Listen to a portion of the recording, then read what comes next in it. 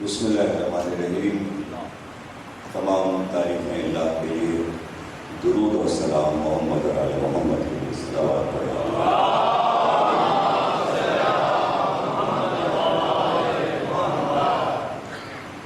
سلسلے کی چوتھی تقریر آپ حضرات سماعت فرما رہے ہیں۔ عرض کیا جا رہا ہے کہ زمین اور کائنات کی ہر شے محمد اور آل محمد کے لیے خلق کی گئی، اور اس کی فطرت میں محبت اہل بیت رکھ دی گئی۔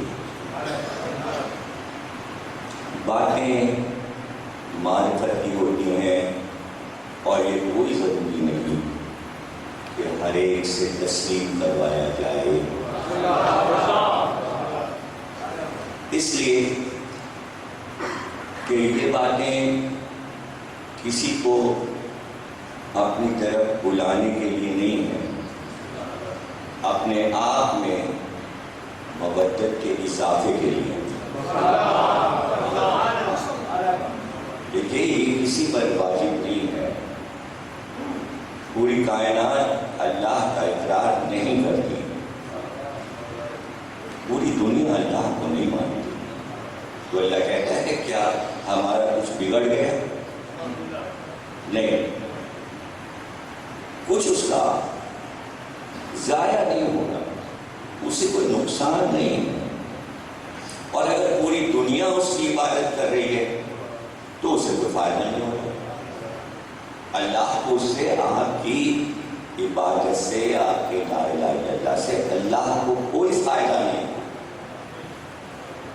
آپ کے نہ کرنے سے نقصان نہیں ہے، آپ کے کرنے سے، اور نہ اس کو اس کی ضرورت ہے۔ کہ جس کو ضرورت مند کہیں وہ اللہ نہیں ہو سکتا۔ بالکل اسی طرح اللہ نے یہ بھی اعلان کیا کہ اگر پوری دنیا میں حبیب کو نبی نہ مانے تو وہ اللہ اور رسول کا کچھ نہیں بگاڑ سکتے۔ اور اب آپ خطبہ غدیر پورا اٹھا کے پڑھ لیجیے، جہاں پہ رسول اللہ نے خطبے کو ختم کیا تو وہاں پر کہا کہ ہم نے سب کو سنا دیا بلال علی، اب تم پر واجب ہے کہ تم ایک دوسرے کو بتاتے رہنا، اور اگر سب مل کر انکار کر دیں ولایت علی کا تو وہ یاد رکھیں کہ اللہ اور رسول کا کچھ نہیں بگاڑ سکتے۔ تو اب تینوں چیزوں کو آپ یکساں رکھیے، توحید، رسالت اور ولایت، اور جہاں بھی قرآن میں ذکر آیا ہے تینوں چیزوں کا ساتھ میں ذکر آیا ہے، اور تینوں سے اگر انکار کرتے ہیں سارے دنیا کے انسان تو نہ توحید میں کچھ کمی ہوگی، نہ رسالت میں کمی ہوگی، نہ ولایت میں کمی ہوگی۔ کچھ لوگ یہ سمجھتے ہیں کہ ولایت علی کا چرچا اگر ہم کر رہے ہیں تو اس سے حضرت علی کو کوئی فائدہ پہنچ رہا ہے۔ امام کو کیا فائدہ؟ امام کو کیا فائدہ؟ تو فائدہ اگر تلاش کرنا ہے تو یہ بھی تو پتہ لگاؤ کہ توحید کا فائدہ کس کو ہے، رسالت کا فائدہ کس کو ہے، ولایت کا فائدہ کس کو ہے؟ جو مانے گا اس کو ہے۔ یعنی انسانوں کے لیے ان کی اچھی زندگی کے لیے اور ان کی اچھی آخرت کے لیے توحید کا پیغام ہے، رسالت کا پیغام ہے، ولایت کا پیغام ہے۔ تو اب جب کوئی اپنا اچھا برا ہی نہ سمجھے، وہ سمجھ رہے ہیں کوئی کہ مولا کو اس کی ضرورت تھی، مولا کو کیا ضرورت ہے؟ مولا نے تو بتایا، مولا نے کہا کہ بھئی ہمارے لیے تو ایک سمت مقرر ہے، ہم اس میں کمی بیشی نہیں کر سکتے، ہمیں ایک سمت چلتے جانا ہے، ہمیں اپنا کام کرتے جانا ہے۔ کس نے مانا کس نے نہیں مانا، ہم کوڑے لے کے نہیں منواتے، ایسا نہیں ہوتا۔ اگر ایسا ہوتا تو اللہ روز ازل جب میثاق کا روز آیا تھا اور عالم زر میں وعدہ لیا گیا تھا تو اس کو اپنے علم سے یہ پتا تھا کہ اس میں کون ہمیں رب مانے گا اور کون نہیں مانے گا۔ تمام روحوں کا حال جانتا تھا کہ کون رسالت کو مانیں گے اور کون رسالت کو نہیں مانیں گے۔ اسی طرح اللہ کو یہ علم تھا کہ کون روحیں اس میں جو ہیں دنیا میں جا کر ولایت کا انکار کریں گی اور کون سی اقرار کریں گی۔ تو جو انکار کرنے والی روحیں تھیں ان کو پیدا ہی نہ کرتا، ان روحوں کو فنا کر دیتا اور صرف مومنوں کو آنے دیتا دنیا میں، اور شیطان کا گلا گھونٹ دیتا تو بدی ہوتی ہی نہ۔ کیا اللہ کے اختیار میں نہیں تھا؟ اللہ کے اختیار میں تھا، لیکن وہ یہ کہتا ہے کہ میں عادل ہوں، اپنے آپ کو عادل کہلواتا ہے، اس لیے وہ عادل سے ہٹ کر کوئی کام نہیں کر سکتا۔ عادل اس کی صفت ہے۔ اور پھر اس نے نشانیاں بتا دی کہ بھئی آیات کے ذریعے اللہ کو پہچانو، نشانیوں کے ذریعے اللہ کو پہچانو، آیات اور نشانیوں کے ذریعے پیغمبر کی رسالت پہ ایمان لاؤ، نشانیوں کے ذریعے ولایت کو مانو۔ یہ جتنی نشانیاں بنی ہوئی ہیں یہ صرف 3 کاموں کے لیے ہیں۔ لوگ سمجھتے ہیں سورج ہمارے لیے نکلتا ہے، چاند ہمارے لیے نکلتا ہے، یہ ہوا ہمارے لیے چلتی ہے، یہ سبزہ ہمارے لیے اگتا ہے، یہ سب ولایت کی وجہ سے ہے۔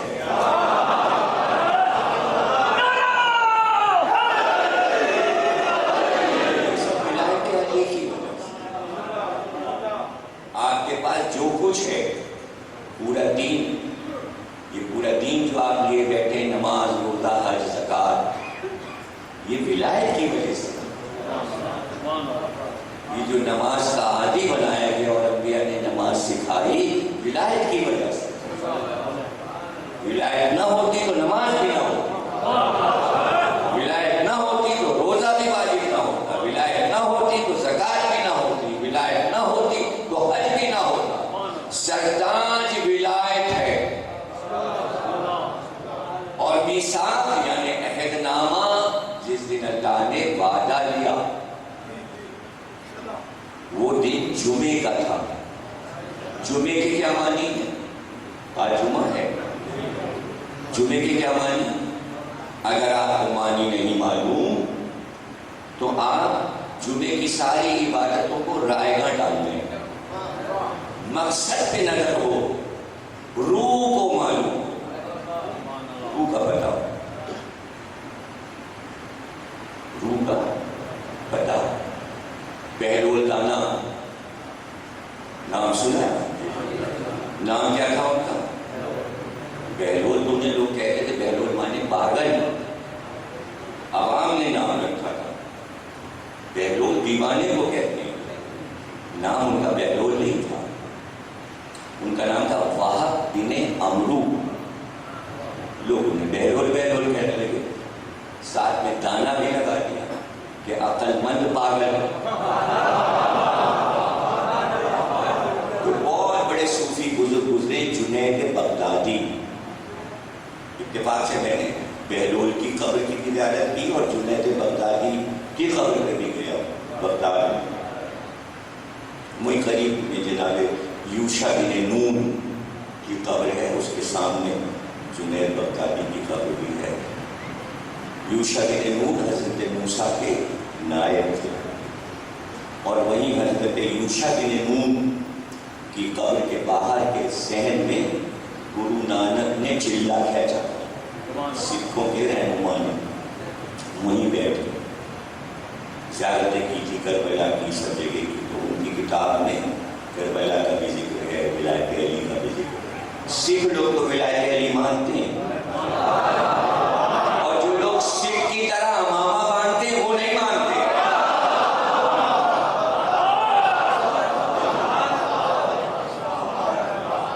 تو سوچنا چاہیے اور اس پہ غور کرنا چاہیے، اور ہماری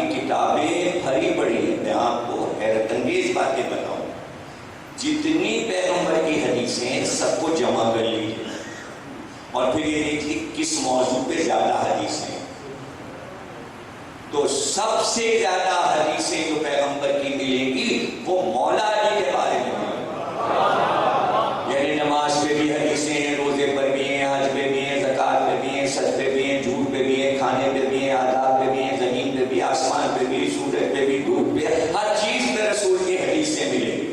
لیکن زیادہ تعداد میں وہ حدیثیں ہیں جو مولا علی کے بارے میں، اور مولا علی کے بارے میں جو حدیثیں ہیں اس میں سب سے زیادہ تعداد ان حدیثوں کی ہیں جو ولایت کے بارے میں.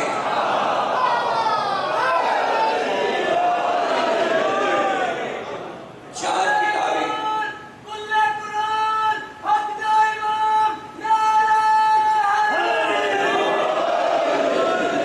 کتابیں ہیں شیعوں کی مشہور، جس میں سب سے سرتاج کتاب اصول کافی ہے. پورا چیپٹر، پورا باب ولایت علی سے بھرا ہوا. بھلے کس طرح مانیں گے، کون سی دلیل دی جائے کہ آپ اس کو مانیں؟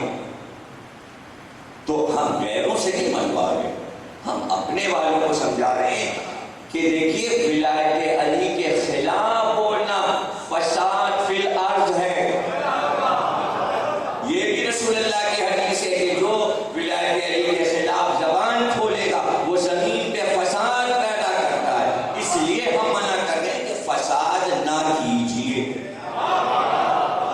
ورنہ یہ مطلب نہیں ہے کہ آپ مان لیجیے.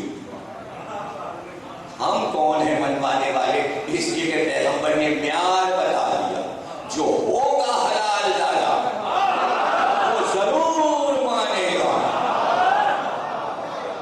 جب اتنا بڑا معیار موجود ہے تو آپ بتائیے کہ جو منع کر رہا ہے وہ کیا ہے؟ پھر اس سے منوانے کا فائدہ. اس لیے کہ ولایت طاہر کے پاس جاتی ہے، جہاں طہارت ہوگی وہیں جائے گا. تو یہ منوانا نہیں ہے بلکہ کہنا یہ فساد نہ کیجیے، مخالفت کر کے فساد نہ کیجیے.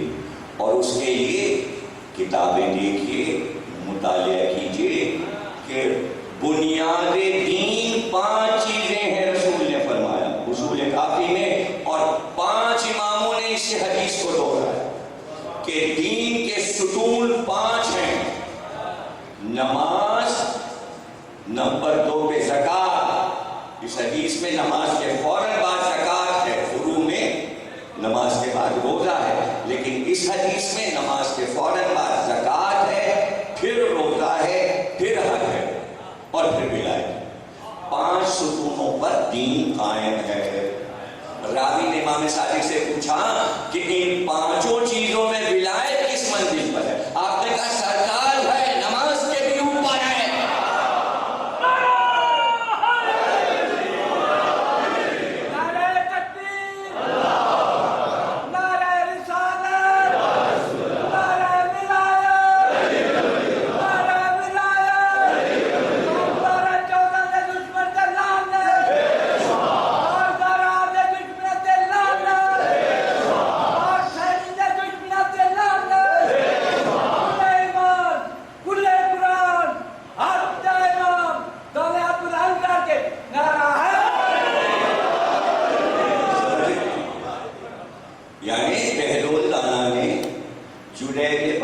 سے پوچھا کھانے کا طریقہ تم کو نہیں آتا؟ انہوں نے کہا آتا ہے. کہا آتا ہے تو بتاؤ. کہا پہلے میں ہاتھ دھوتا ہوں، پھر دسترخوان پہ بیٹھتا ہوں، بسم اللہ کہہ کے کھاتا ہوں، آہستہ آہستہ چھوٹے چھوٹے نوالے لیتا ہوں، چبا کے کھاتا ہوں. دسترخوان پہ جو دوسرے بیٹھے ہوتے ہیں ان کے نوالے نہیں گنتا، ان کی طرف نہیں دیکھتا، اور بہت سنجیدگی سے کھانا کھاتا ہوں، اور کھا کے اللہ کا شکر کر کے پھر ہاتھ دھوتا ہوں. بہلول نے کہا تمہیں کھانا کھانے کا طریقہ ہی نہیں آتا. میں نے تو تمہیں بتا دیا. کہا یہ تم نے طریقہ نہیں بتایا، یہ کھانا کھانے کے آداب بتائے ہیں.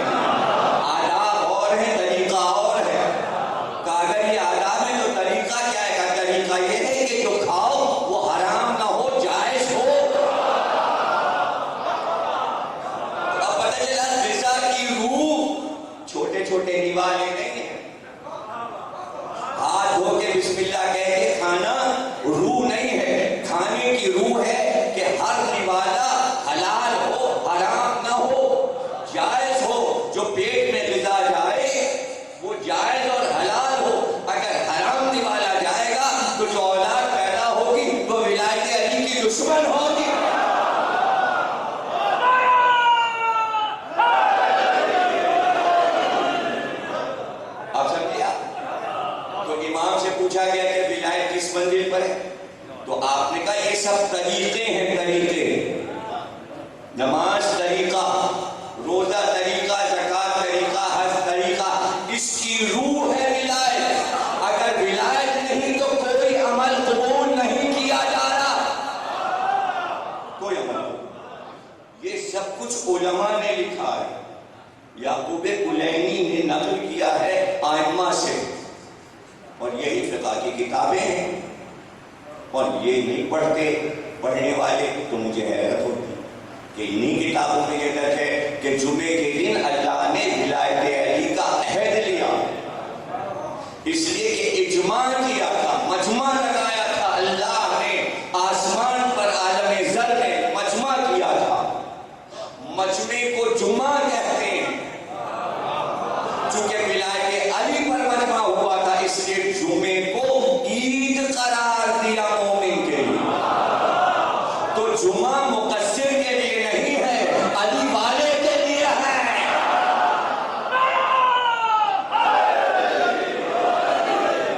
اب یہ جمعہ عید بنتا چلا گیا. ایک عام الفیل مکے میں سرکار کا ظہور آمنہ بی بی کی گود میں ہوا, وہ جمعے کا دن تھا. پھر سرکار مبعوث ہوئے, رسالت عطا ہوئی, جمعے کا دن تھا. پھر خانہ کعبہ میں 30 برس کے بعد 30 عام الفیل کو فاطمہ بنت اسد کی گود میں علی کا ظہور ہوا, جمعے کا دن تھا. اب جمعے کی عید بڑھتی گئی, بڑھتی گئی. پھر آئے میثاق کو آئے غدیر سے ملایا. وہ پہلا دن ولایت کا جمعہ تھا, غدیر کا دن بھی جمعہ تھا. تو جمعہ عید قرار پایا ہے ولایت کی وجہ سے. اب اس میں سے ولایت نکال دی اور کہتے ہیں جمعے کا دن عید کا ہے. یہ تو بتاؤ عید کیوں ہے جمعے کو؟ یعنی ہر ہفتے ولایت کو یاد کرو, ہر ہفتے ولایت کو یاد کرو. اور اگر 5 وقت نماز پڑھو تو علی کو یاد کرو. لوگ سمجھتے ہی نہیں کہ احسانات اتنے ہیں کہ ان کو اتارنا واجب ہے آپ پر. آپ علی کے احسان اتارنے میں خیانت کریں گے, کنجوسی کریں گے, بخل کریں گے, چونکہ بتانا پڑے گا کہ علی کے احسانات کیا ہیں. اس لیے فضائل ہی نہ پڑھو تو پھر رسول کی حدیث ہی بھول جاؤ کہ اپنی مجلسوں کو زینت و ذکر علی سے. تو ہم اپنے آپ کو کس چیز کا عادی بنا رہے ہیں؟ ہم اپنے آپ کو اس چیز کا عادی بنا رہے ہیں کہ آپ ہمیں کسی بڑے سے بڑے عالم اور دانشور سے لکھوا لائیے کہ جب امام زمانہ آ جائیں گے تو 24 گھنٹے کام کیا ہوگا, کیا وہ اپنی قوم کو بتائیں گے, دن بھر کیا ہوگا, رات بھر کیا ہوگا, جب امام محفل لگائیں گے تو کیا ہوگا. تو یہ جاننا کوئی مشکل ہے. جب بھی مجمع لگتا ہے تو پیغمبر کیا کام کرتے تھے؟ جو کام پیغمبر کرتے تھے وہی آخری محمد بھی کرے گا. دیکھیے جہاں مجمع دیکھا محمد نے وہاں ذکر علی شروع کر دیا. اب وہ بدر کی لڑائی ہو, اور کی لڑائی ہو, خندق کی لڑائی ہو, وہ خیبر کی لڑائی ہو, وہ ذات سلاسل ہو, فتح مکہ ہو, غدیر کا میدان ہو, جہاں امت جمع ہوئی فضائل علی رسول اللہ نے شروع کر دیا. تو ولایت علی پر تو گفتگو کرنا ہے, تو وہاں یہی تو دیکھا جائے گا کہ آپ کتنی ولایت سیکھ کر اس دنیا سے جا رہے ہیں. تو کیا جاہل بن کے بیٹھیں گے؟ کم از کم 50 فضیلتیں تو علی کی یاد ہو جائیں کہ امام زمانہ کے سامنے ہم بیان کر سکیں, مولا یہ بھی فضیلت یاد ہے علی کی, یہ بھی فضیلت یاد ہے, یہ بھی فضیلت یاد ہے. اسی پہ تو انعام پانا ہے, اسی پہ انعام. اور پھر وہ تو جو ارکان دین ہیں وہ تو سب ہوں گے, بڑھ چڑھ کر ہوں گے. تکمیل کا زیادہ دور دے رہے ہیں, تکمیل کا نہیں, میں نہیں سمجھا کہ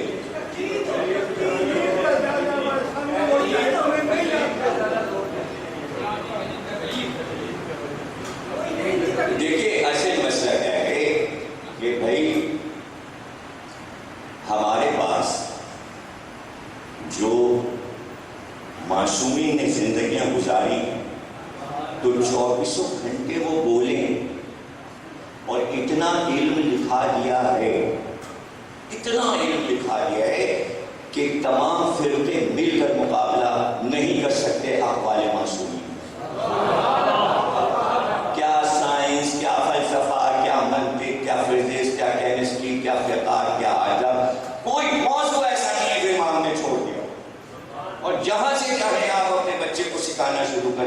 اسی لیے علماء نے اپنی زندگیاں داؤں پہ لگا کے انہیں لکھا، بلکہ اپنے خون سے لکھا، ایسے بھی موقع ہے۔ تو ان علماء کا خون ہلکا اور سستا نہ کریں چھوٹی چھوٹی چیزوں میں پھنسا کر۔ جب آپ کے پاس سب کچھ موجود ہے، آج انگریز کیوں ترقی کر رہا ہے؟ اس لیے کہ اس کے پاس انسائکلوپیڈیاز ہے، کمپیوٹر ایسی چیز بنا دی ہے کہ آپ کمپیوٹر پہ بیٹھیے اور جو چیز چاہے پوچھ لیجیے۔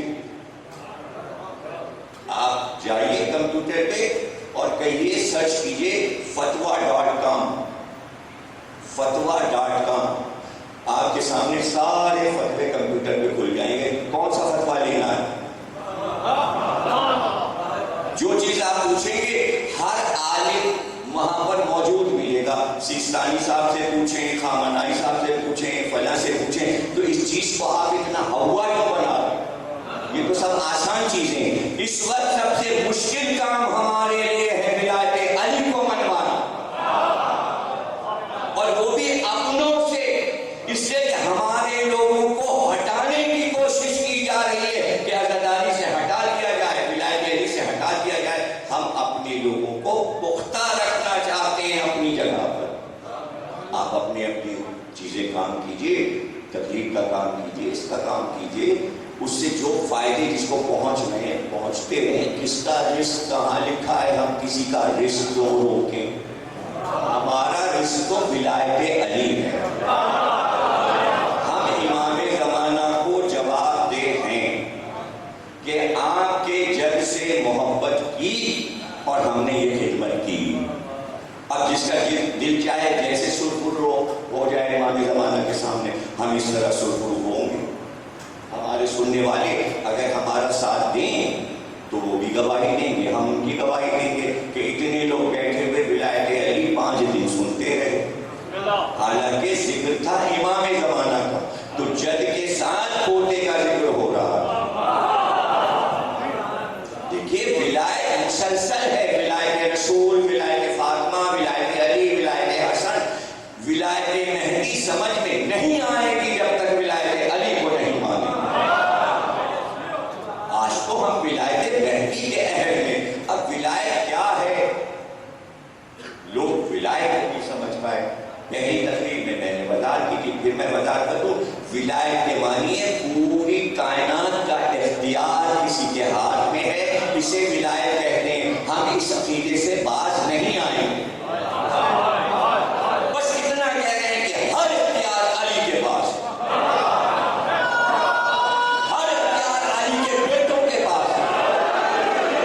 یہ کائنات کا جو چکر چل رہا ہے یہاں سے لے کر اور عرش اعظم تک، دونوں عالم یعنی کونین، کون و مکان، یہ دنیا اور وہ دنیا، یہ ساری دنیایں چل رہی ہیں چاہدہ معصومین کے اشاروں پر۔ اسی کا نام ہے ولایت۔ آپ کیا سمجھ رہے ہیں کسی کا باغ چھین رہے ہیں، کسی کی جائیداد چھین رہے ہیں، کسی کی حکومت چھین رہے ہیں؟ ہم کچھ بھی نہیں کر رہے ہیں، صرف یہ بتانا چاہ رہے ہیں کہ کائنات پر سارا اختیار چاہدہ معصومین کا ہے۔ اسی کا تقاضا ہے کہ اس کا اعلان اذان میں بھی کر دو، اس کا تشہد میں بھی اعلان کر دو۔ اتنے سے اعلان پہ سب کیوں مرے جا رہے ہیں؟ کہنے کے لیے موت آ رہی ہے بابا، نہیں کرنا تمہیں اعلان نہ کرو۔ ہمیں اقرار ہے کہ چاہدہ معصومین کی حکومت کائنات پر ہے۔ آیت اللہ دستگیر ایران کے بہت مشہور آیت اللہ، انہوں نے بڑی کتابیں لکھی اور بڑے اچھے عالم تھے، حضرات تھے، ولایت علی پر کتاب لکھی انہوں نے، جناب فاطمہ پہ پوری کتاب لکھی ہے۔ بڑے عارف تھے، جناب زینب پہ پوری کتاب لکھی ہے۔ تفسیر قرآن لکھی، سورہ واقعہ کا تفسیر کا لکھتے ہوئے سورہ واقعہ کی تفسیر کر رہے ہیں، اور اس تفسیر میں ایک چیز آ گئی ہے اور اس میں ایک واقعہ لکھا، وہ آپ کو سنا۔ آیت اللہ کا فرمان ہے، کتاب چھپی ہوئی موجود ہے، تفسیر قرآن سورہ واقعہ، اردو میں بھی کتاب ہے اور عربی فارسی میں بھی۔ وہ لکھتے ہیں کہ میرے دوست عالم تھے، انہوں نے مجھ سے بیان کیا اور وہ سچے عالم تھے، اس لیے میں یہ واقعہ لکھ رہا ہوں، تفسیر میں لکھ رہا ہوں۔ وہ کہتے ہیں کہ ان عالم نے مجھے بتایا کہ جب میں بچہ تھا، چھوٹا تھا، تو ہم لوگوں نے اپنے محلے میں جو بچے تھے 15 سال 14 سال 16 سال کے، سب دوستوں نے مل کے ایک ماتمی انجمن بنائی اور ہم لوگ گھر گھر جا کے سب کے گھروں پہ ماتم کرتے تھے۔ محرم میں، شب جمعہ، ہم سارے بچے، اس میں سے ایک بچے کا گلا بہت اچھا تھا، وہ فارسی میں نوحے پڑھتا تھا، وہ ہم لوگوں کا سب کا دوست تھا، تو ہم لوگ اسے بہت پسند کرتے تھے، اس لیے کہ وہ مولا کا ذکر قصیدے پڑھتا تھا، نوحے پڑھتا تھا۔ اچانک اسی عالم میں اس کا ایک دن انتقال ہو گیا، تو ہم لوگوں کو بڑا افسوس ہوا۔ تو وہ عالم کہتے ہیں میں نے ایک دن استغاثہ کیا امام سے کہ خواب میں میرے آ کے بتائے کہ میرا دوست کہاں ہے، تو اسی رات جب میں نے استغاثہ کیا تو میرے خواب میں میرا وہ دوست نوا خان آ گیا۔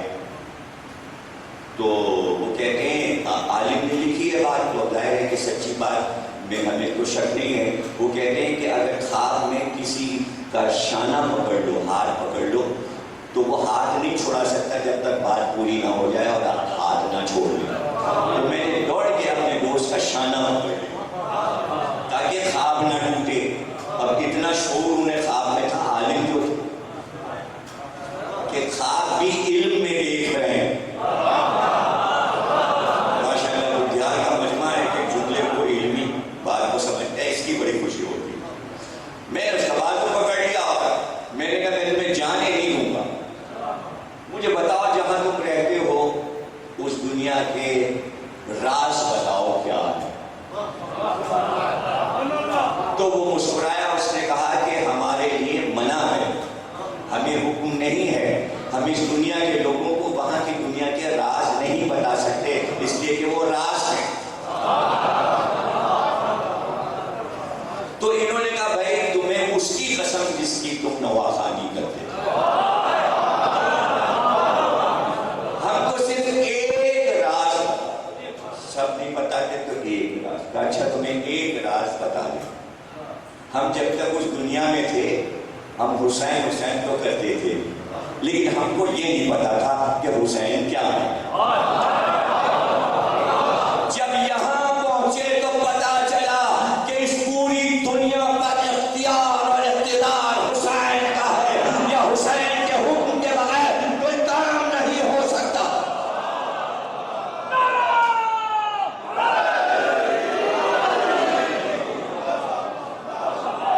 تو اب جو جیسا کہ آپ نے فرمایا، وہ لوگ آیت اللہ دست غیب سے پوچھیں کہ وہ آیت اللہ ہیں، وہ یہ بات بتا رہے ہیں کہ ولایت حسین کیا ہے، اور تفسیر قرآن میں لکھ رہے ہیں، اور آپ ائمہ کی ولایت کو ماننے کو تیار ہیں، اور غیر معصوموں پہ آپ کا زور ہے۔ اس کا کیا مطلب ہے؟ اس کا کیا مطلب ہے؟ ہم انکار نہیں کرتے، عالم کا اپنا مرتبہ ہوتا ہے، لیکن پہلے اولا رکھو زندہ امام کو۔ آپ ان مومنین کو کٹ کرنا چاہتے ہیں امام زمانہ سے، بس ہم کو مانو، ارے ہم کیا اور ہماری حقیقت کیا؟ ہمارا کام اور ہماری ڈیوٹی ہے کہ مومنین کو صرف یہ بتائیں کہ معرفت کا راستہ کیا ہے اور تم امام سے کیسے مل سکتے ہو۔ ہر ایک کے دل میں ہم نہیں رہتے، ہم مقابلہ نہیں کر سکتے یہاں جتنے لوگ بیٹھے ہیں، کیا معلوم ہم سے زیادہ کتنی اس کی مودت ہم سے زیادہ ہے، ہم نہیں مقابلہ کر سکتے، کر ہی نہیں سکتے۔ بھائی آیت اللہ ہوئی، آپ تو سنا ہے نا، آیت اللہ ہوئی جو نجف میں تھے، وہ کہتے ہیں کہ میں طالب علم تھا تو ہم لوگوں کے مدرسے میں ایک بوڑھا 80-85 سال کا ہم لوگوں کے باتھ روم میں لوٹے بھر کے رکھتا تھا، لوٹے بھر کے وضو کا پانی رکھتا تھا، ہم لوگ اسے چھیڑتے بھی تھے، مذاق بھی کرتے تھے، عربی میں فارسی میں، جیسے طلبا کی عادت ہے، خود بیان کر رہے ہیں۔ ایک دن وہ تیار ہو کے کہیں جانے لگا تو ہم اسے الگ لے گئے، ہم نے کہا کیوں جا رہے ہیں؟ کہا تمہیں بتا دیں تم اچھے شاگرد ہو اپنے استاد کے، کسی کو بتانا نہیں، ہم امام مہدی کے آدمی ہیں، ہماری ڈیوٹی یہاں تھی، اب کہیں اور جا رہے ہیں۔ کہا امام نے تمہاری کیا ڈیوٹی لگائی تھی؟ کہا صرف یہ ڈیوٹی لگائی تھی طالب علم کی خدمت کرو۔ توجہ نہیں آپ ہے؟ تو اب دیکھیے وہ معرفت کہاں پہنچ گئی؟ آیت اللہ سے معرفت پہنچ رہی ہے مہدی تک۔ تو آپ جب تک اپنی نفی نہیں کریں گے امام کو نہیں منوا سکتے، نہیں منوا سکتے۔ اس لیے اپنے آپ کو پیچھے رکھو اور معصومی دعا کرو، سرفراز ہے۔ جب تک آپ یہ نہیں کریں گے کوئی بھی آدمی کسی غیر معصوم کی محبت پیدا ہی نہیں ہوتی، یہ کسی کی قسمت میں لکھا ہی نہیں۔ محبت صرف معصومین کے لیے ہو گئی کہ ان سے پیار ہو جائے اور وہ بھی حلال زادے کو محبت ہو جائے۔ تو ولایت علی پہ زور اس لیے ہے تاکہ ہم تیاری کر سکیں امام زمانہ کے عہد میں داخل ہو سکیں۔ چونکہ ہم عہد میں داخل ہو چکے، یعنی جو علامات بتائی گئی ہیں اس میں آدھی سے زیادہ پوری ہو چکی۔ اب وہ جو پے در پے ہوتی چلی جائیں گی جلدی جلدی جلدی جلدی، ان سے پتہ چلتا جائے گا اب کتنے قریب ہیں وہ، اب وہ کتنے قریب ہیں۔ اور آپ کے لیے حکم یہ ہے کہ وہ پکارے جاؤ، کہتے جاؤ اجل آئیے مولا۔ یہ آپ کا منصب ہے، یہ آپ کا ثواب ہے کہ آپ انہیں پکارتے جائیں، ہر نماز کے بعد پکاریں، ہر مجلس کے بعد پکاریں۔ زیارت میں آپ پکارتے ہی، جب آپ مجلس کے بعد زیارت پڑھتے تو آخر میں امام کی زیارت پڑھتے، اس میں یہی کہتے ہیں اللہ آئیے، بس اب آئیے، تشریف لائیے تاکہ دیدار ہو۔ اب ظاہر ہے کہ جو میں نے کل عرض کیا تھا پرسوں بھی کہ نقشہ انسان خود بنا رہا، اب وہ نقشہ بنتا چلا جائے گا۔ اب ظاہر ہے کہ اس کے لیے اتنا وقت چاہیے، اور اگر وہ تقریر میں شروع کر دوں تو میں اپنے موضوع سے ہٹ کے پھر وہ دوسرے موضوعات ہیں وہ مجلس کے موضوعات نہیں رہ جاتے۔ اس میں اگر میں یہ بتانا شروع کروں کہ جو پیشین گوئیاں ہیں، اگر اسے ایک چھوٹی سی پیشین گوئی کو میں شروع کروں تو پوری سیاسیات پہ گفتگو کرنا پڑے گا، اس لیے کہ اس میں بتایا گیا بنی عسکر آئیں گے، چپڑی ناک والے آئیں گے، تانبے کے رنگ والے آئیں گے، یہ سب اپنے اپنے ملکوں سے چلتے جائیں گے، اور ان کا مرکز جو ہے وہ مکہ ہوگا، یعنی وہ سعودی عرب میں مندرج ہے۔ تو بنی اصفر کون ہے، بنی اصغر کون ہیں، زرد لوگ کون ہیں، تانبے کے رنگ والے کون لوگ ہیں، چپٹی ناک والے کون ہیں، یاجوج ماجوج کون ہیں، تو یہ ساری قومیں یعنی امریکنز اور یورپین جو ہیں وہ بنی اصفر ہیں، ان کو بنی اصفر بھی کہا۔ زرد رنگ کے لوگ، چپٹی ناک والے جاپانی، تانبے کے رنگ والے روس والے، چائنا والے، یہ اس طرح پہچانیں بتائی گئی ہیں، اور ان کو سمبلس میں بتایا ہے رسول اللہ نے، سمبلس میں بتایا۔ پھر ملکوں کے نام بتائیں، ان کے جھنڈوں کے رنگ بتائیں، ان کے جھنڈوں کی پہچان بتائیے، وہ کیسے کیسے قبضہ کرتے جائیں گے، ان کا مقصد کیا ہوگا۔ اور یہ بات توریت اور انجیل میں بھی لکھی ہے کہ آخری لڑائی جو ہوگی دنیا کی، جو اس سے پہلے جنگ عظیم اول دوم ہو چکی ہیں، اس کے علاوہ اب جو آخری لڑائی ورلڈ وار ہوگی وہ تیل پر ہوگی۔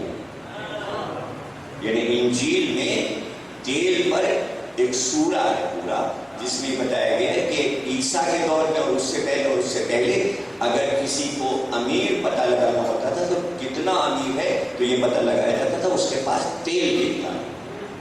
یہ پرانی بات ہے، لیکن اب یہ ہے کہ عیسیٰ کی آمد جو ہوگی اور جو جنگ ہوگی آخری وہ تیل پر ہوگی۔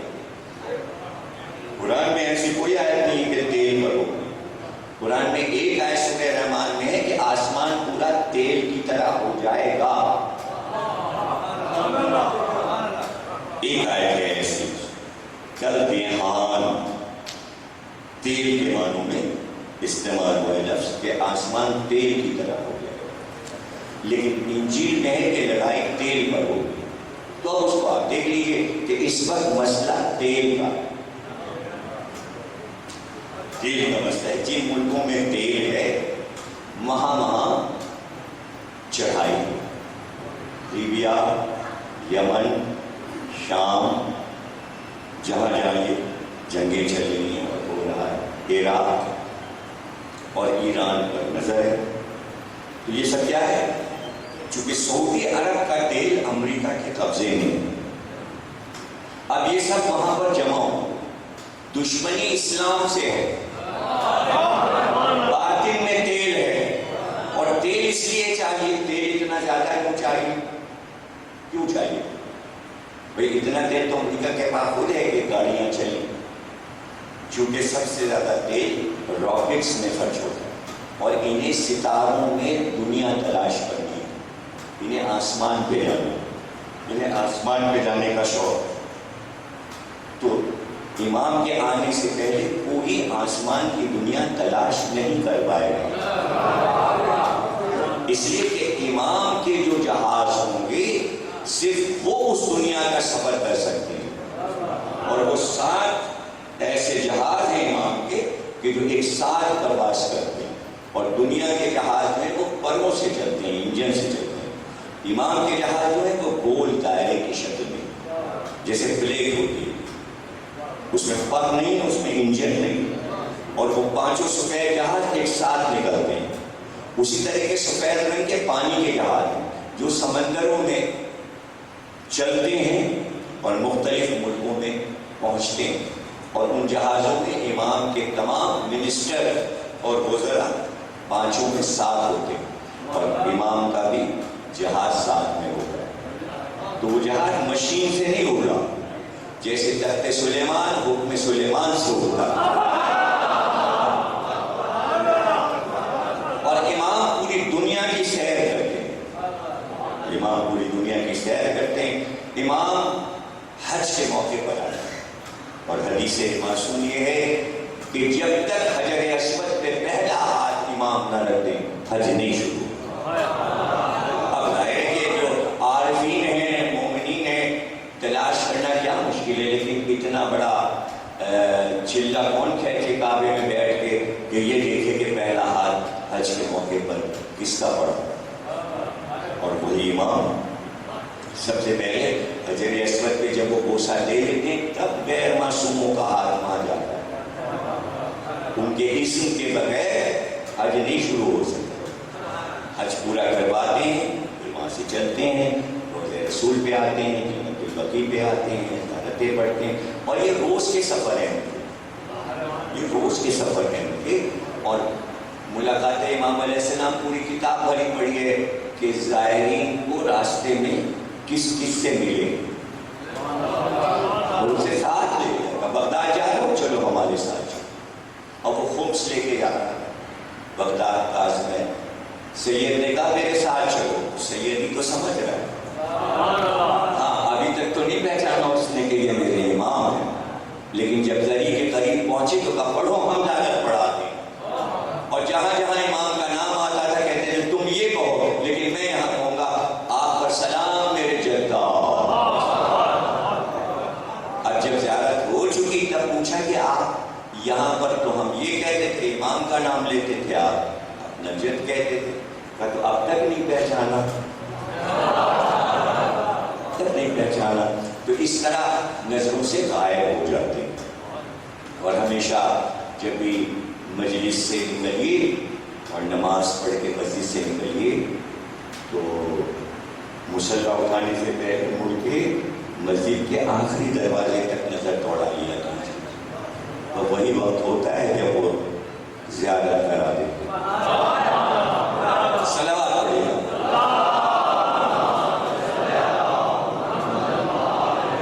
جن بزرگوں نے سلام پھیر کر مسجد کے دروازے کو دیکھا ہے زیارت ہو گئی. بس دل کی ایک خبر ہے کہ دل جو ہے وہ ان کی محبت میں بھرتا جائے. جب حج پہ جائیے تو اس شوق کے ساتھ جائیے کہ اس حج میں یا اس عمرے میں ملاقات ہو جائے. اور عام طور سے جب صفا اور مروہ کے درمیان میں آپ سفر کریں گے تو اپنے پہلو میں ادھر اور ادھر دیکھتے رہے، کہیں قریب سے گزریں گے اپنا نظارہ کرانے کے لیے۔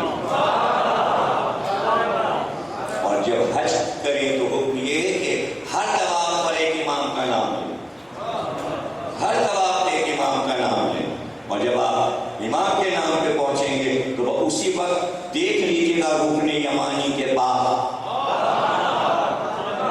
جہاں سے دیوار کھلتی رہتی ہے اور چٹکتی رہتی ہے، اسی جگہ مومن کو نظارہ کرا دیتے ہیں، وہیں پہ جلوہ دکھا دیتے ہیں۔ اچھا ہے کہ ابھی بھی ایک زیارت ہو جائے، وہ آخری زیارت تو دل بھر کے ہوگی، لیکن فخر کے لیے ہو سکتا ہے کہ آپ زیارت کرنے جائیں، جمگران میں زیارت ہو، مسجد سہلا میں نماز پڑھ کے نکلیں تو وہاں زیارت ہو، روضہ حسین پہ زیارت ہو، قاسمین میں زیارت ہو، نجف کے دروازے پہ زیارت ہو۔ کچھ مقامات خاص ہیں، جیسے امام حسین کے سرہانے جب آئیں یا پیغانے جب حضرت علی اکبر کے تابوت کی طرف آئیں تو ادھر ادھر دیکھ لیجیے قریب میں کہیں ایک اور صلوات پڑھیں۔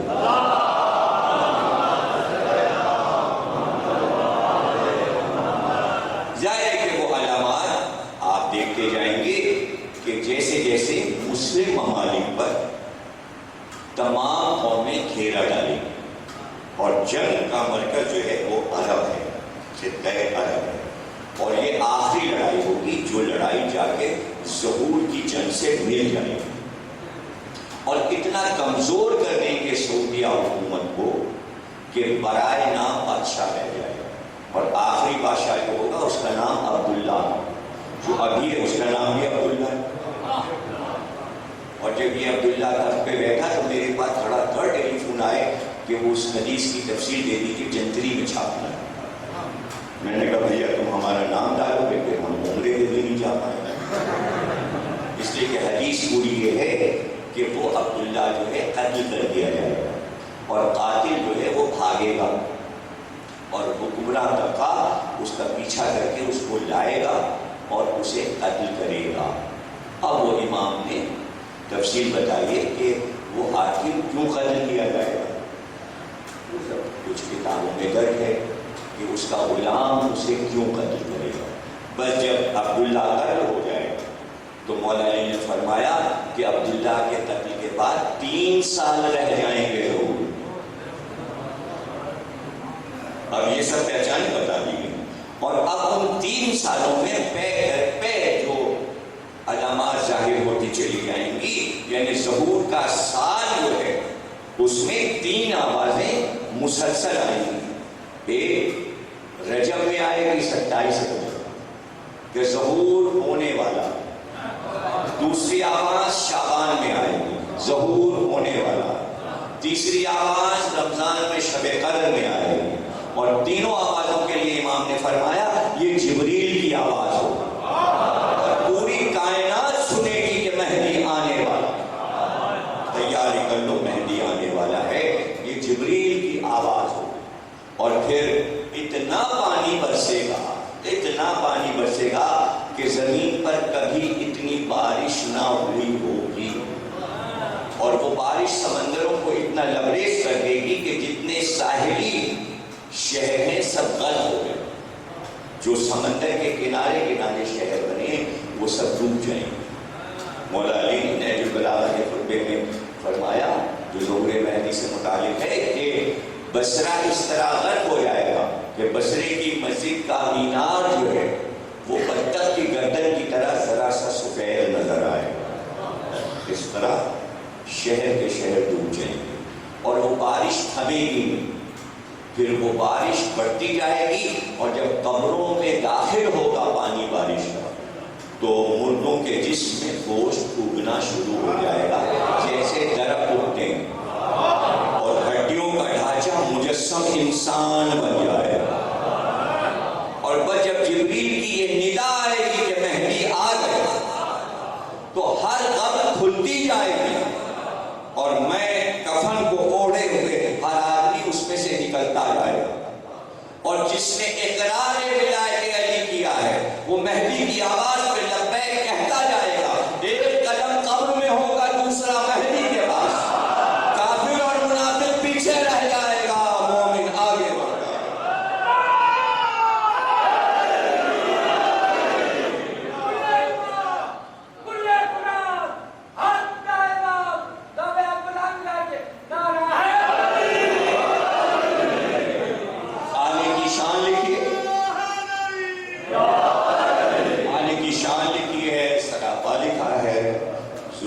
اس جو انداز ہے رسول اللہ کے سراپا رسول کا ہے، ویسے ہی رخسار کے دل ہے، ویسے ہی ریش مبارک ہے. عمر 40 کی ہے لیکن 25 برس کے جوان لگے، اور جسم و جسمانیت سے مثل عبد المطلب لگے کہ بادشاہوں کی شان کہی جاتی تھی جب عبد المطلب کو دیکھا جاتا. چوڑے شانے ہوں گے اور مولا علی کی طرح جسم ہوگا، اور حسن کی علامات میں ہے کہ آپ کی مسکراہٹ سے ایسا لگے گا جیسے چاندنی کھل گئی. ذوالجناح پہ سوار ہوں گے، مولا علی کی ذوالفقار پاس ہو، ذوالفقار مولا سے باتیں کریں گے. جب آمد ہوگی تو ذوالفقار سے باتیں کرتے ہوئے آ رہے ہوں گے. نہیں سمجھے آپ؟ جب حسین نے نیام میں ذوالفقار کو رکھا تو اس وقت تک ذوالفقار باتیں کر رہی تھی، یعنی ذوالفقار کی باتیں جہاں پہ رکی تھی وہاں سے شروع ہوں گی. آخری جملہ امام حسین نے ذوالفقار سے کیا کہا پتہ ہے آپ کو؟ جب ذوالفقار کو نیام میں رکھا تو ذوالفقار نے کہا حسین ابن علی یہی تو موقع تھا لڑنے کا، آپ نے مجھے نیام میں کیوں رکھ دیا؟ تو امام نے فرمایا بس اب مہدی دین تجھے کھینچیں گے، یعنی بات وہیں سے شروع ہوگی جہاں ذوالفقار سے بات ختم ہوئی. کیونکہ اس جملے کے بعد ذوالفقار چپ ہو گئی، یعنی اس کو بھی خبر ہے کہ مہدی کی آمد کیا ہے اور مجھے کیسے چلنا ہے اور میرا کام کیا ہے. اس لیے کہ وہاں تو رکنا ہی نہیں ہے. بدر میں رک گئی، چل کے بدر میں رک گئی. جب خیبر میں مارے گئے سب یاسر اور حارث اور مرہب، دروازہ ٹوٹ گیا، رک گئی اور زمین پہ آ کے روکی. جبریل نے روکا.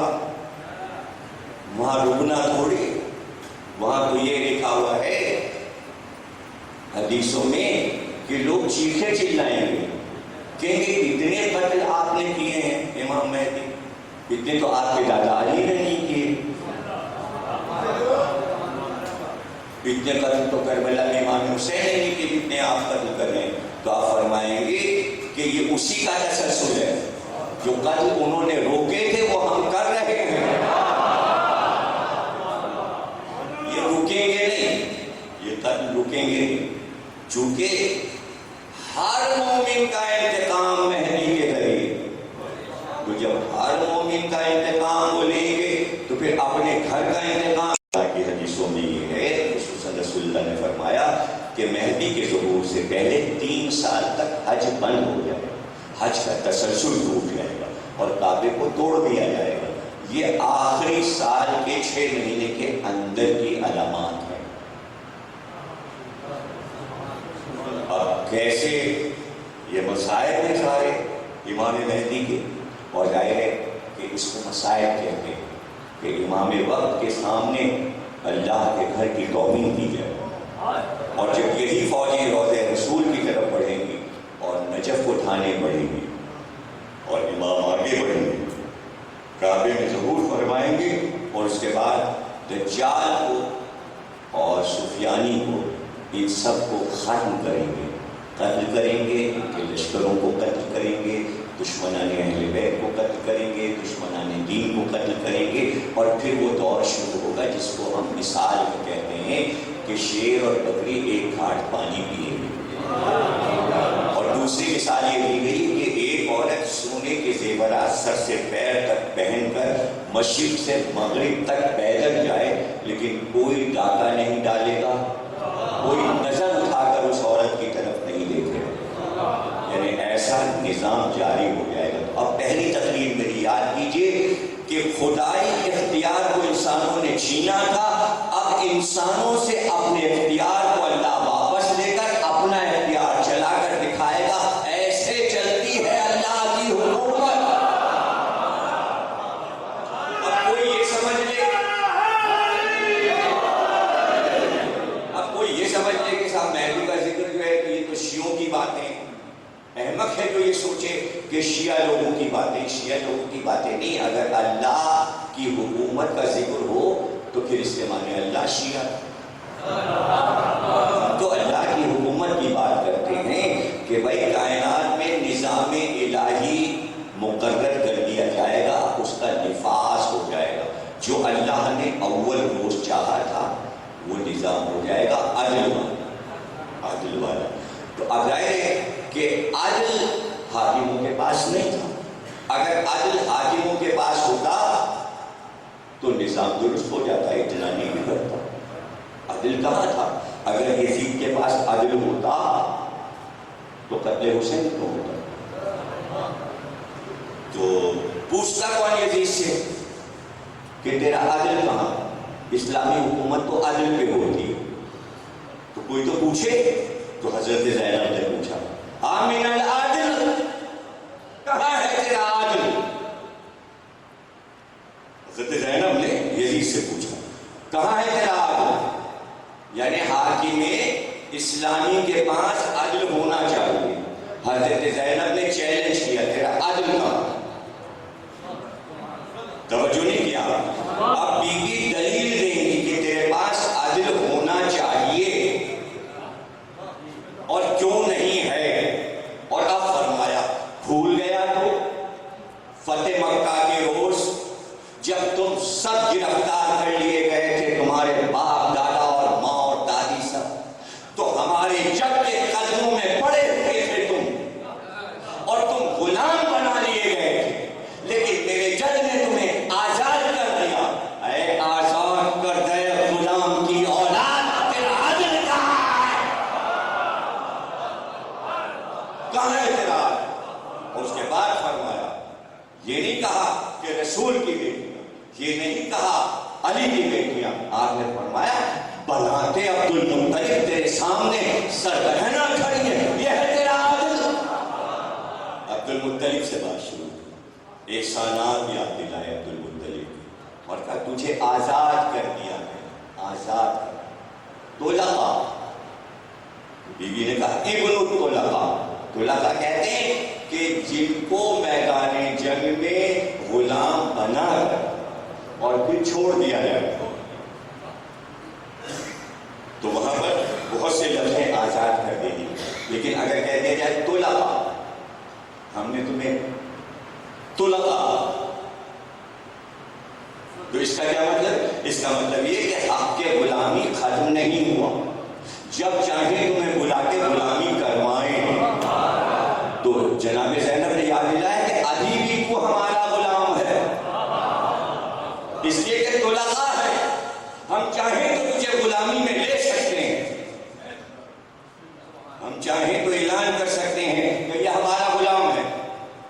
تو اب فتح مکہ کو سمجھیے، تو پھر حضرت زینب کے خطبے کو سمجھیے، اور ایک ایک جملہ شہزادی کا ایسا، چکے زبار صاحب کی بھی فرمائش ہے، اس لیے میں نے اس ذکر کو چھیڑ دیا کہ آپ لوگ اس کو تھوڑا سا فکری اعتبار سے سمجھیں۔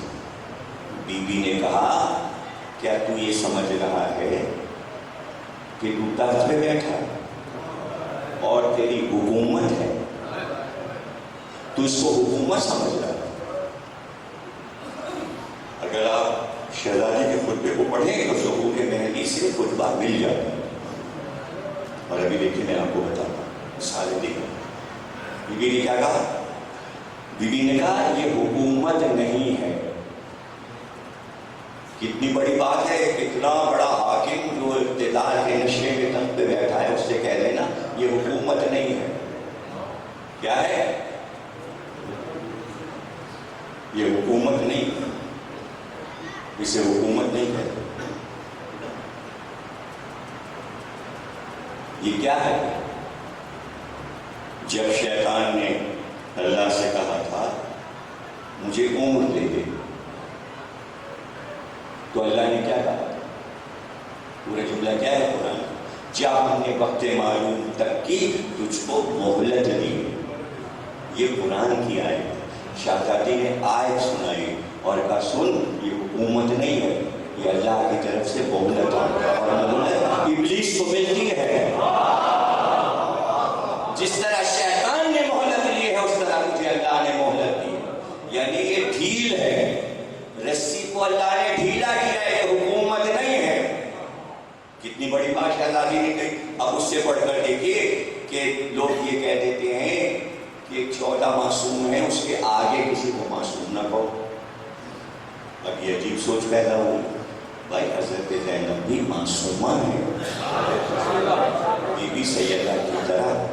حضرت ام کلثوم معصومہ ہے، حضرت عباس معصوم ہے. اس میں جھگڑے کی ضرورت نہیں ہے. ایک ہے عصمت کبریٰ، ایک ہے عصمت صغریٰ. 1,24,000 انبیاء سب معصوم، اور ان کے نائبین اور اولیاء سب معصوم. سکندر ذوالقرنین معصوم ہے، جناب خضر معصوم ہے. یہ انبیاء نہیں ہیں. حکیم لقمان، قرآن میں سورہ لقمان ہے، وہ نبی نہیں تھے لیکن معصوم. تو پتہ چلا نبوت اور رسالت اور منصب کے علاوہ بھی کچھ لوگ معصوم ہو سکتے ہیں. تو وہ کس بنا پہ معصوم ہوں گے؟ کہ اگر رسول نہیں ہے، نبی نہیں ہے، امام نہیں ہے تو پھر کیوں معصوم ہے؟ اس لیے معصوم ہے کہ ان کے پاس ولایت ہے. یعنی کائنات کا اختیار ان کے ہاتھ میں دیا گیا ہے. تو علی والا اختیار و اقتدار جو جناب فاطمہ کے پاس اختیار و اقتدار ہے، وہ حضرت زینب کو دیا گیا ہے.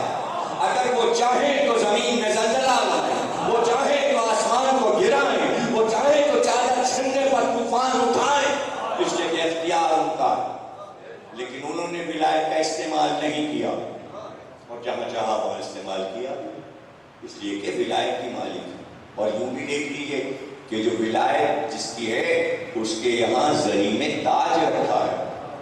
مولا علی کی زری میں دیکھیں گے آپ سونے کا قیمتی جواہرات کا تاج رکھا ہے. اور پھر اس کے بعد جب آپ شام جائیں گے تو دیکھیں گے حضرت زینب کے تابوت پر سونے کا بہت بڑا تاج رکھا ہے جس میں جواہرات جڑے. تو حضرت زینب کے تابوت پہ تاج کیوں؟ اختیار و اقتدار بتایا گیا کہ اسی ملک میں یزید کے اقتدار کا خاتمہ کر کے زینب نے اس ملک پہ قبضہ کیا. ملکہ شام ہے، فاتح شام ہے. یہ تو مادی نقطۂ نظر سے ہے، اور روحانی نقطۂ نظر سے آپ نے فرمایا یہ مہلت ہے. مہلت، وقت معلوم. تو اب اللہ کو وقت معلوم ہے کہ شیطان کس دن قتل ہوگا. رسول اللہ کے ہاتھ سے رجب میں ظہور کے بعد شیطان کو رسول اللہ اپنے ہاتھ سے قتل کر دیں گے. وہ وقت معلوم ہے. یزید کا وقت معلوم حضرت زینب کو معلوم ہے. اب میری طرف توجہ رکھیے گا اور اشارہ بھی سمجھیے اور لفظ بھی سمجھیے.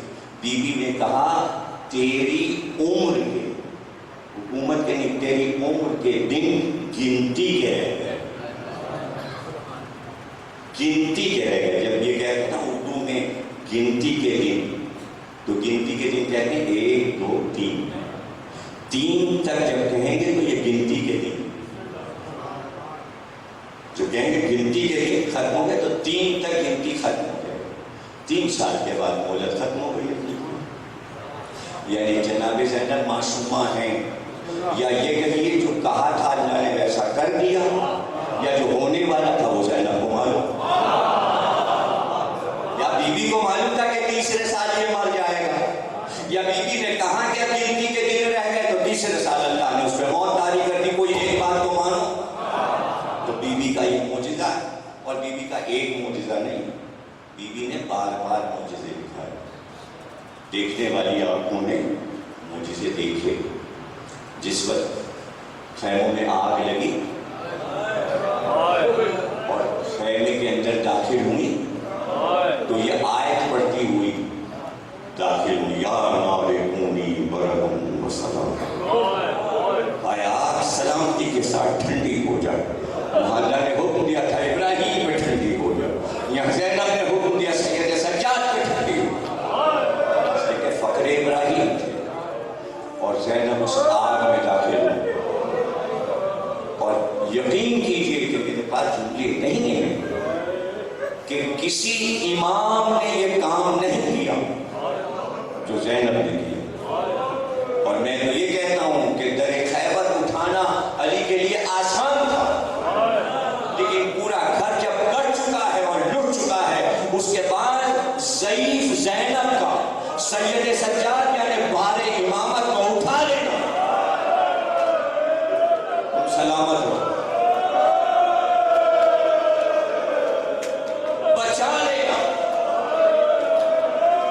بڑے بڑے مغرب کے مورخین لکھتے ہیں، گیون انگریز لکھتا ہے تاریخ کربلا کی پڑھ کر، وہ لکھتا ہے کہ جب میں اس منزل پر پہنچا تو میں حیران رہ گیا کہ دنیا میں میں نے اتنی بہادر عورت نہیں دیکھی کہ اس کو اپنے کسی سرمایہ کی پرواہ نہیں ہے۔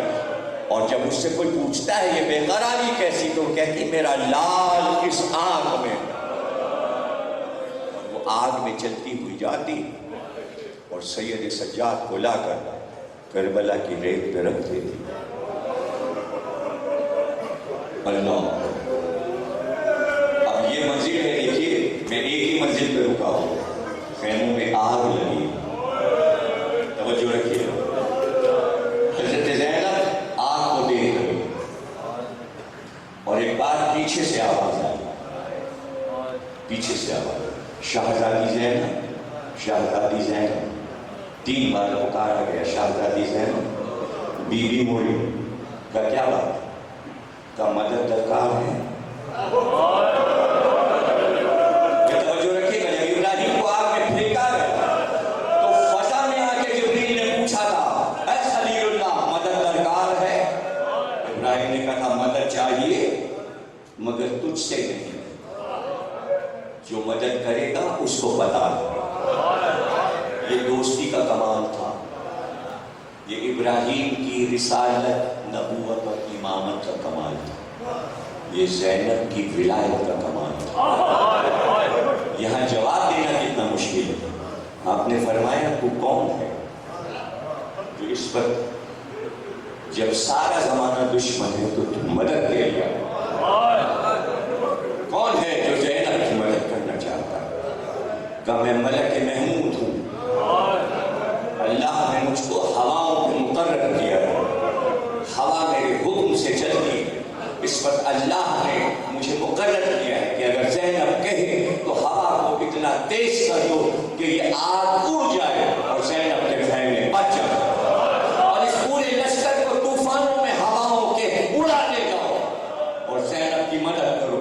آپ کہیں تو میں ہوا کو تیز چلاؤں اور ان کو فنا کروں۔ بیوی نے کہا بات تو خیر درود و سلام کے، میرے معبود سے جا کر زینب کی یہ عرض کر دو کہ جس طرح تسلیم و رضا پر میرے بھائی نے امتحان دیا، زینب بھی ثابت قدم ہے، تو امتحان لیتا جا، زینب امتحان دیتی۔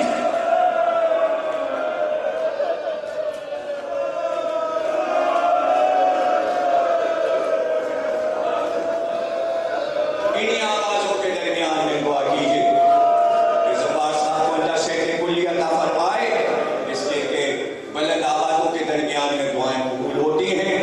آپ سب اپنے لیے، اپنے خاندانوں کے لیے بھی دعا مانگیے، اور آنکھ سے آنسو گر رہے ہیں تو آپ نے دیکھا اب وہ منزل ہے کہ جہاں رسیاں دے کر عمر سعد نے شمر کو بھیجا ہے، سب کو باندھ لو، سب کو باندھ لو، میں اختیار زینب بتا رہا ہوں، ولایت زینب بتا رہا ہوں، اور میں یہیں پہ تقریر ختم کر دوں گا۔ وہ ولایت علی ہے، یہ ولایت مہدی ہے، اب یہ ولایت زینب سنا رہا ہوں کہ کائنات پہ زینب کا اختیار کیسے ہے۔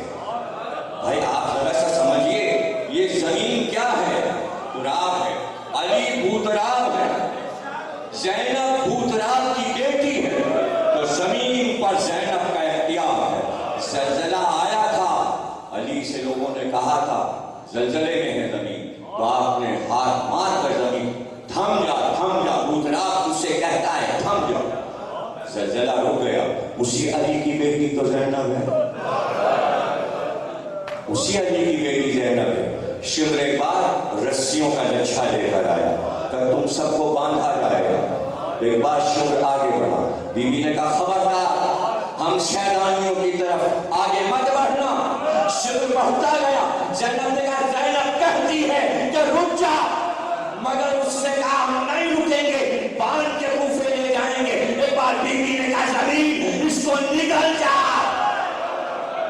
زمین میں دھسنا شروع ہو، کمر تک شمر دھس گیا، لیکن ایک ہلکی سی آواز آئی، پھوپھی اماں معجزے دکھانے کا وقت نہیں ہے، کوفے چلنا ہے، بچوں کو لے کے چلنا ہے، اپنا معجزہ واپس لیجئے۔ زینب نے حکم دیا، زمین زلزلے سے ہٹ گئی، شمر باہر آ گیا، لیکن اتنا کہا بی بی نے کہ ہم تطہیر والے لوگ ہیں، ہمارے بچوں کو ہاتھ نہ لگانا، ہمارے بچوں کو ہاتھ نہ لگانا، رسی کا ایک سرا میرے ہاتھ میں دے دے اور ایک سرا اپنے ہاتھ میں رکھ، بس اب کیا مسائل ہو۔ شمر نے رسی پھینک دی، زینب نے رسی اٹھا لی اور ایک بار مڑ کر کہا ام فروا قاسم تو اب نہیں آئیں گے، زینب سے بازو بندھواؤ۔ ام لیلا آؤ، علی اکبر اب نہیں آئیں گے، زینب سے بازو بندھواؤ۔ آؤ رقیہ آؤ، فضہ آؤ، ایک ایک کے بازو کو زینب باندھی گئی، پھر اپنے بازو میں بھی رسی باندھی۔ سن لینا آپ نے تقریر، ناقے آئے، ناقوں پہ کجاوے اور اماریوں پہ پردے نہیں تھے، ناقے بٹھائے گئے، بلکہ سید سجاد نے کہا جو کمزور ترین اونٹ تھے، جن کی ٹانگیں زخمی تھیں، جو لنگڑا کے چلتے تھے، ایسے کمزور اونٹ ہمیں دیے گئے کہ راستہ دوبھر ہو گیا چلنا اور تکلیف میں سفر گھٹا، ان اونٹوں پر حکم ہوا بیٹھو۔ شم نے کہا ہم سوار کریں گے، لیکن بی بی نے کہا کوئی قریب نہ آئے، ہم سوار کریں گے۔ ایک ایک بیوی کو حضرت زینب نے بندھے ہاتھوں سے کس طرح اپنے بازو کے ذریعے ایک ایک بیوی کو ناقے پہ بٹھایا۔ اب کبھی جب بھی شام جائیں گے آپ اور زیارت کریں بی بی کی شہزادی کی شام میں، تو وہاں الماری میں بہت سی زیارت کی کتابیں رکھی ہوتی ہیں۔ وہ زیارت عربی میں ہے، نیچے اردو ترجمہ فارسی ترجمہ لکھا ہوا ہے، اس میں ایک جگہ پر 2 سطریں آتی ہیں، وہ 2 سطریں میں زیارت کی آپ کو سنا رہا ہوں اور اسی پہ تقریر کو ختم کر رہا ہوں۔ یہ حضرت زینب کی زیارت کے جملے، اور وہ جملے اس جگہ کے ہیں کہ جب بی بی سب کو سوار کر چکی اور ناقوں پر بٹھا چکی اور ناقے کھڑے ہو گئے، تو اب اکیلی صحرا میں کھڑی ہے۔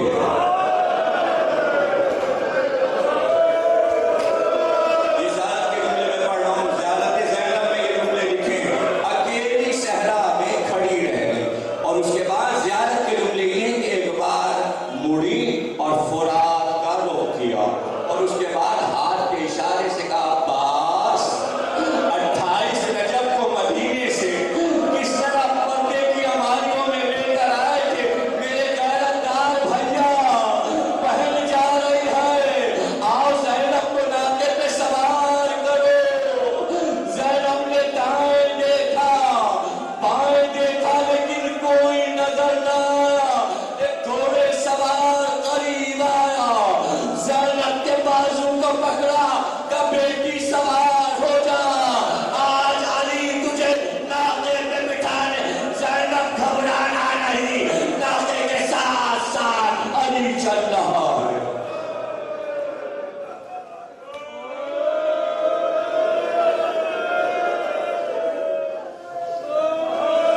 اللہ عبادت کو قبول فرما، میں کوئی منتظر نہ سوا کے حسین کے جتنے مومنین ہیں ان کے گھروں کو آباد، پروردگار ان کو وافر مقدار میں رزق عطا فرما، امام زمانہ کا ظہور فرما، اور سب کو امام زمانہ کے لشکر میں سپاہی قرار دے، اپنے بچوں کو سپاہی قرار دے، جنت البقیع کو تعمیر فرما، بانی عزا کو اور توفیق عطا فرما اور صحت کلی عطا فرما، اور ہمارے بچوں کو، ہمارے جوانوں کو، سب کے جن جن نے امتحانات دی کو امتحانات میں پروردگار کامیاب